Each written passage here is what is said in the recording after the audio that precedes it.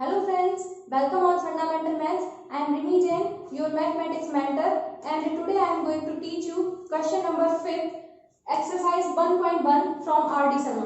Question कहता है prove that if a positive integer is of the form 6q plus 5 then it is of the form 3q plus 2 for some integer q and converse is not true. अब इस question का मतलब क्या है, यहाँ पे कोई भी अगर हमारे पास इंटीजर है जो 6q plus 5 के फॉर्म में है, मतलब मान लीजिए एक 11 हम नंबर लेते हैं और इसको 6q plus 5 के फॉर्म में हम रिप्रेजेंट कर सकते हैं। किस तरीके से किया जाएगा इसको देखिए, ये हमने लिखा है 11 को 6q plus 5 के फॉर्म में। अब क्या हम इस 11 को 3q plus 2 के फॉर्म में रिप्रेजेंट कर पाएंगे? यानी अगर हमें कोई भी ऐसा नंबर मिलता है जिसको हम 6q plus 5 के फॉर्म में रिप्रेजेंट करते हैं तो निश्चित ही हम उसको 3q plus 2 के फॉर्म में भी रिप्रेजेंट कर पाएंगे, ऐसा हमें प्रूफ करना है। तो देखिए अगर हम इसको 3 के फॉर्म में रिप्रेजेंट करेंगे तो क्या मिलेगा हमें,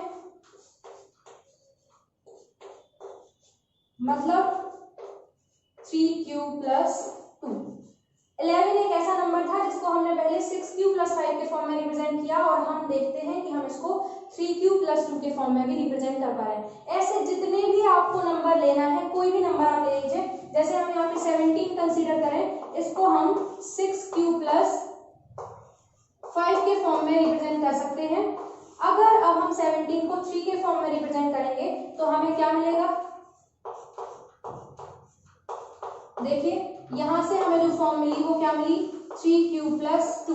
मतलब ऐसे जितने भी इंटीजर्स हैं जिनको हम 6q plus 5 के फॉर्म में रिप्रेजेंट कर पाए, उन सबको हम 3q plus 2 के फॉर्म में भी रिप्रेजेंट कर पाएंगे। ये हमें क्वेश्चन में प्रूव करना है। तो कैसे करेंगे, देखिए ये हमारा इंटीजर है, गिवन इंटीजर, कोई इंटीजर है जो 6q plus 5 के फॉर्म में रखा गया है। अब हमें इसको कन्वर्ट करना है किसके फॉर्म में, 3q plus 2 के। तो हम q की डिफरेंट वैल्यूज यहाँ पे पुट कर सकते हैं। मतलब हमें पता है कि q एक इंटीजर है और किसी भी इंटीजर को हम किस फॉर्म में रिप्रेजेंट कर सकते हैं, क्योंकि हमें यहाँ पे क्या करना है, 3 के फॉर्म में यहाँ पे आंसर चाहिए। इस वजह से हम लेंगे कि q जो इंटीजर होगा वो 3q और 3q plus 1 और 3q plus 2 के फॉर्म में हो सकता है।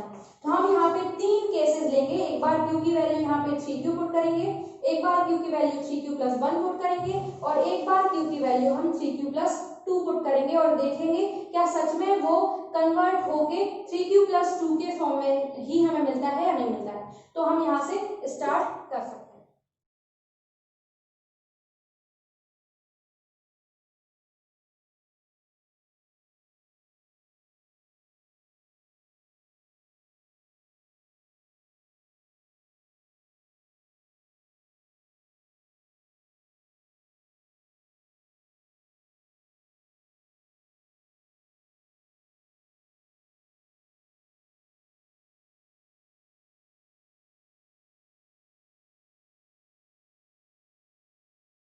देखिए यहाँ पे हमने क्या लिखा है, गिवन इंटीजर 6q plus 5। यहाँ पे ये इंटीजर हमें गिवन है। अब हम इसको n के इक्वल सपोज कर लेंगे कि ये n बराबर है 6q plus 5 for some integer q। अब यहाँ पे जो इंटीजर होगा q, उसकी डिफरेंट वैल्यूज हमें पता है पॉसिबल हो सकती हैं, या तो q 3q के फॉर्म में होगा, या फिर जो q है इंटीजर वो 3q plus 1 के फॉर्म में होगा, या फिर 3q plus 2 के फॉर्म में होगा। हम ये पढ़ चुके हैं कि पॉजिटिव इंटीजर इन तीन में से किसी एक फॉर्म में हो सकता है। अब आप सोचेंगे 3 के फॉर्म वाले नंबर से हमने क्यों चूज किए, क्योंकि यहाँ पे हमें जो अपना आंसर चाहिए, मतलब प्रूफ हमें जो करना है वो 3 के फॉर्म में ही करना है। इस वजह से हमने 3 के फॉर्म वाले 3 नंबर्स चूज किए। तो 3 केसेस बनेंगे यहाँ पे, फर्स्ट केस 3q वाला, सेकंड केस 3q plus 1 वाला और third case 3q plus 2 case वाला। तो यहाँ पे हम q की वैल्यू अलग अलग तरीके से पुट करते जाएंगे।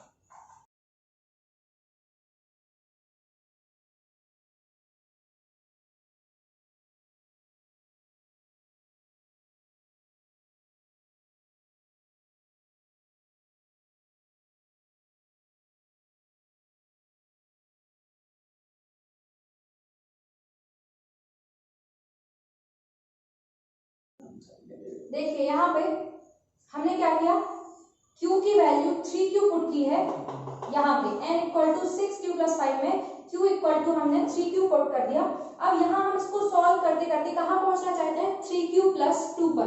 तो यहाँ देखिए हमने यहाँ पे 6 इंटू 3q प्लस 5 लिखा, फिर यहाँ पे मल्टीप्लाई करके 18q प्लस 5। अब हमें जनरेट क्या करना है, यहाँ पे 3q प्लस 2।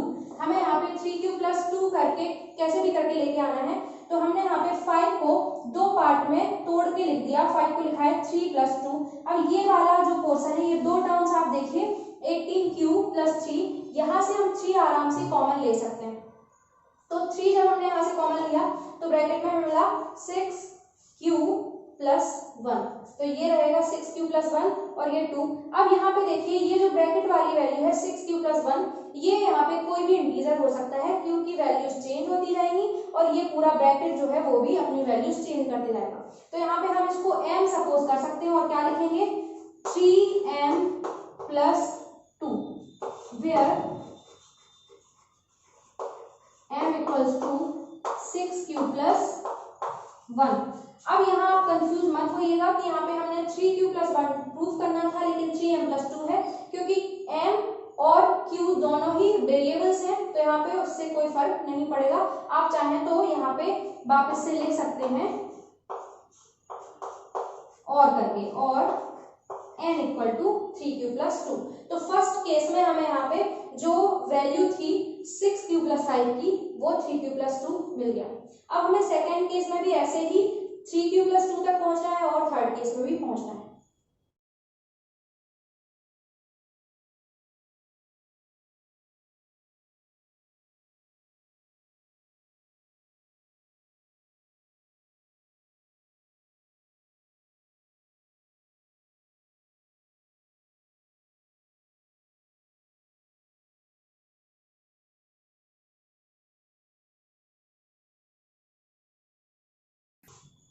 ये देखिए यहाँ पे केस सेकेंड में q की वैल्यू हमने 3q प्लस 1 पुट की, तो 6 इंटू 3q प्लस 1 प्लस 5 कहाँ पुट की थी, 6q प्लस 5 में। अब यहाँ सॉल्व किया तो 18q प्लस 6 प्लस 5 इन दोनों को ऐड किया तो 11 आया। अब हमें इस तरीके से इनको यहाँ पे ब्रेक करना है कि यहाँ पे फिर से हमें 3 मिल जाए कॉमन, तो यहाँ पे हमने इसको 11 को लिखा है 9 प्लस 2, 11 को लिखना है 9 प्लस 2। अब यहाँ पे 18q और 9 में से 3 फिर से कॉमन मिलेगा, तो यहाँ पे 2 हम बाहर लिख पाएंगे और यहाँ फिर से हमें जो वैल्यू मिल रही है वो क्या मिल रही है, 3m plus 2 where m equal to 6q plus 3, और करके लिख सकते हैं 3q प्लस 2। तो एक और केस हमने सॉल्व किया जिसमें इनकी वैल्यू फिर से हमें क्या मिली, 3q plus 2। Case third,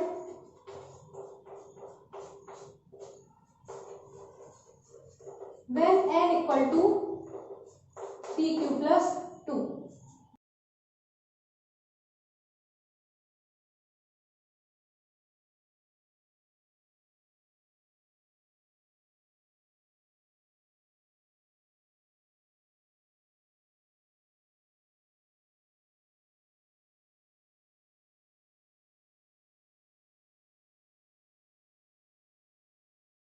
third case में भी q की वैल्यू जब 3q प्लस 2 पुट की तब भी हमें रिजल्ट क्या मिला, 3q प्लस 2। मतलब हम यहाँ पे q की जो वैल्यू है वो चाहे 3q रखें, चाहे 3q प्लस 1 रखें या 3q प्लस 2 रखें, हमें जो फाइनल रिजल्ट मिलेगा वो हमें 3q प्लस 2 ही मिलेगा। तो इस तरीके से हम कह सकते हैं कि if a positive integer is of the form 6q plus 5 then it is of the form 3q plus 2। अब यहाँ पे क्वेश्चन में लिखा है कि कन्वर्स इज नॉट ट्रू, तो यहाँ पे हम बहुत कॉमन सी चीज को समझ सकते हैं कि अगर कोई नंबर 6q प्लस 2 के फॉर्म में है, मान लीजिए यहाँ पे हमने एक नंबर लिया 5 जिसको हमने लिखा है 3q प्लस 2 के फॉर्म में, मतलब कि 3 प्लस 2, तो क्या बताइए इस 5 को हम क्या 6q प्लस 5 के फॉर्म में रिप्रेजेंट कर सकते हैं। 6 से तो 5 को हम डिवाइड ही नहीं कर पाएंगे, तो फिर फॉर्म में रिप्रेजेंट करने की तो बात ही अलग है। इस वजह से यहाँ पे जो इसका कन्वर्स है वो ट्रू नहीं है, लेकिन यहाँ पे जो स्टेटमेंट था वो हमारा ट्रू था, मतलब 6q प्लस 5 को हम 3q प्लस 2 के फॉर्म में रिप्रेजेंट कर सकते हैं। 6th क्वेश्चन कहता है prove that the square of any positive integer is of the form 5q plus 1 is of the same form। मतलब यहाँ पे एक कोई इंटीजर है जो पहले से 5q plus 1 के फॉर्म में है, अगर हम उसका स्क्वायर करें तो जो रिजल्ट में फॉर्म मिलेगा वो भी 5q plus 1 मिलेगा। मान लीजिए हमारे पास कोई 6 है नंबर, इसको हम 5q plus 1 के फॉर्म में रिप्रेजेंट कैसे करेंगे, 5 into 1 plus 1। फॉर्म कौन सा है, 5q plus 1। इसका स्क्वायर करिए, स्क्वायर जब करेंगे तो हमें रिजल्ट में नंबर क्या मिलेगा, 36। फिर से इसको हम 5 के फॉर्म में रिप्रेजेंट करके देखेंगे क्या मिलता है। 5 7 जा 35 प्लस 1, क्या रिजल्ट में फिर से हमें 5q plus 1 ही मिला। आप ऐसे कितने भी एग्जांपल्स चूज कर सकते हैं जिसको हम एक इंटीजर लेंगे जो पहले से 5q plus 1 के फॉर्म में होगा, स्क्वायर करेंगे और फिर हम उसको चेक करेंगे तो फिर से हमें 5q plus 1 के फॉर्म में ही मिलेगा। तो यहाँ पे इस तरीके से इसको हम प्रूव कर सकते हैं।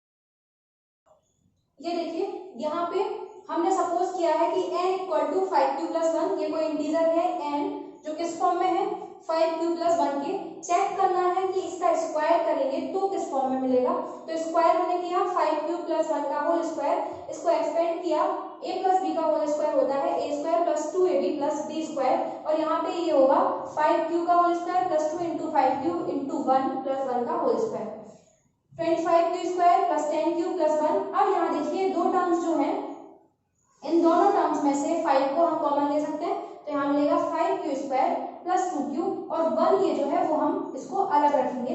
अब यहाँ पे देखिए ये जो ब्रैकेट है फिर से हम इसको m सपोज कर देंगे और m लिखते ही ये कौन सा फॉर्म देगा, 5m plus 1। फिर से मैं ये कहूंगी कि m चूंकि एक वेरिएबल है तो इसको हम q भी लिख सकते हैं, कोई फर्क नहीं पड़ेगा। तो यहाँ पे n स्क्वायर हम किस फॉर्म में लिख पा रहे हैं, 5q plus 1 के। n भी 5q plus 1 था और n स्क्वायर भी 5q plus 1 है, मतलब हम कहेंगे hence we can say that square of any positive integer is of the form 5q plus 1 is of the same form।